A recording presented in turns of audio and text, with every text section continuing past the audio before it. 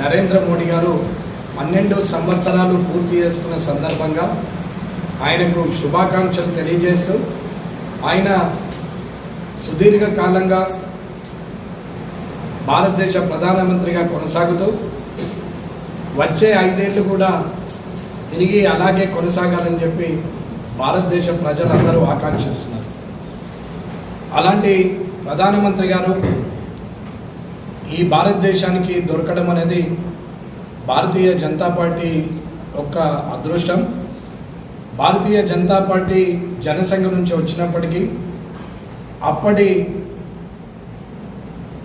శ్యామ్ ప్రసాద్ ముఖర్జీ గారు కానీ దీన్ దయాళ్ ఉపాధ్యాయ గారు కానీ స్థాపించినటువంటి అంత్యోదయ వ్యక్తికి న్యాయం జరగాలని ఏదైతే నిర్ణయం తీసుకొని జనంలో అత్యంతగా ఇబ్బందులు ఉన్న ఆఖరు వ్యక్తికి న్యాయం జరగాలని ఆలోచన మీద ఈ పార్టీ స్థాపించడం, వారి ఆశలు ఈరోజు నెరవేరుతుండగా సుదీర్ఘంగా ఒక 60 సంవత్సరాలు కష్టపడ్డ తర్వాత ఇవాళ నరేంద్ర మోడీ గారి ద్వారా ఇవాళ వారు కన్న కలలు తీరే పరిస్థితికి వచ్చింది.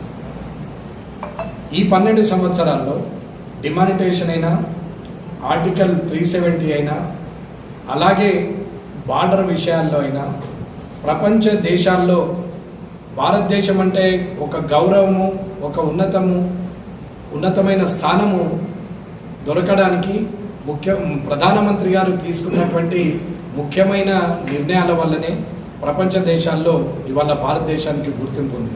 ఎంతో చారిత్రత కలిగినటువంటి భారతదేశం పురాణాల్లో నుంచి భారతదేశం గురించి ప్రపంచ దేశాలకు చాటి చెప్పినటువంటి ఘనత నరేంద్ర మోడీ గారు.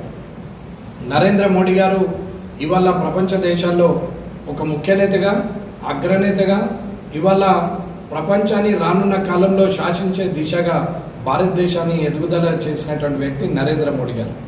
నరేంద్ర మోడీ గారు ఎప్పుడు కూడా ఎక్కడ కూడా ఏ కులాన్ని కానీ ఏ మతాన్ని కానీ ఎక్కడ కూడా తక్కువ చేసి మాట్లాడినటువంటి వ్యక్తి కాదు. సబ్కే సాత్ సబ్కా వికాస్ అని చెప్పి ఆయన ప్రతి ఒక్కరిని ముందుకు తీసుకెళ్ళాలి అనే ఆలోచనతో ముద్రా లోన్ మొదలు పెట్టచ్చు, మేక్ ఇన్ ఇండియా కావచ్చు.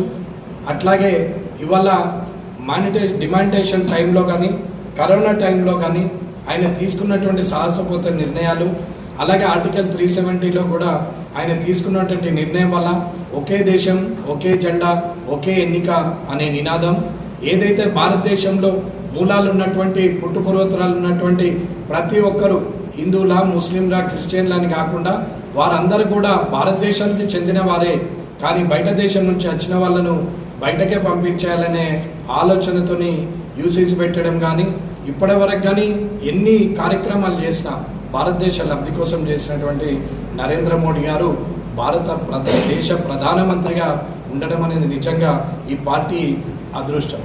అట్లాగే భారతదేశ ప్రజలు అత్యధిక రాష్ట్రాలు జనాభాలో 70% మంది నరేంద్ర మోడీ గారిని ప్రధానమంత్రిగా కోరే దిశగా ఉన్నారు. ఆయన కుటుంబ సభ్యులు కానీ ఆయన కుటుంబం అనేది కానీ ఏమీ లేకుండా ఈ భారతదేశంలో ఉన్న 150 కోట్ల మంది తన కుటుంబ సభ్యులుగా తన కోసం అంటూ స్వార్థం లేకుండా నిస్వార్థంగా పనిచేస్తున్నటువంటి వ్యక్తి నరేంద్ర మోడీ గారు. రాజకీయంగా అవాకులు చవాకులు ఎవరు పేలినా, ఎవరు మాట్లాడినా, ఎవరైనా సరే ఆయన గురించి గొప్పగా మాట్లాడాల్సిన అవసరం ఉంటుంది.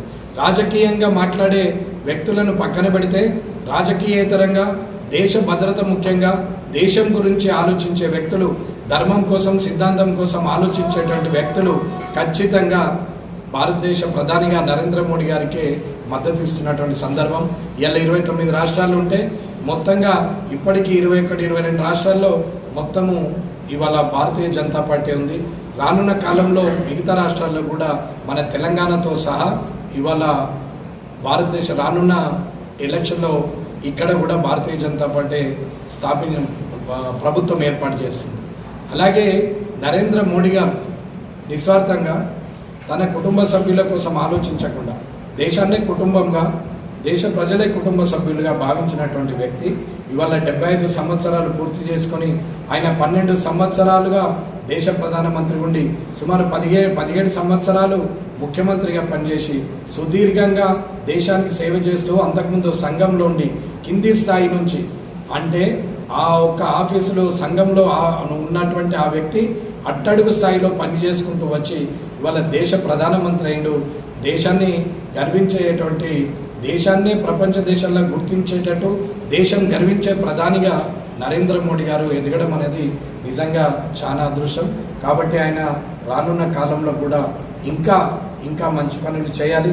అంత్యోదయ వ్యక్తి ఆర్థిక పరిపుష్టి కలిగి ఇవాళ బీదరికం అంటేనే లేదు, అందరూ సమానంగా ఉన్నారు, అందరికి కూడా ఇవాళ అంత్యోదయ వ్యక్తికి కూడా ఎటువంటి ఇబ్బంది లేదు, విద్యా వైద్యం అన్ని అందుబాటులో ఉన్నాయి, వారు ఆర్థికంగా పరిపుష్టి కాగలిగారు అనే పరిస్థితికి ఎదగాలంటే రానున్న 5 సంవత్సరాలు కూడా 5 ఏళ్ల కాలం కూడా ఆయన ప్రధానమంత్రిగా ఉండి చేయాల్సినటువంటి ఆకాంక్ష ఈ దేశ ప్రజలందరూ కూడా కోరుకుంటున్నారు.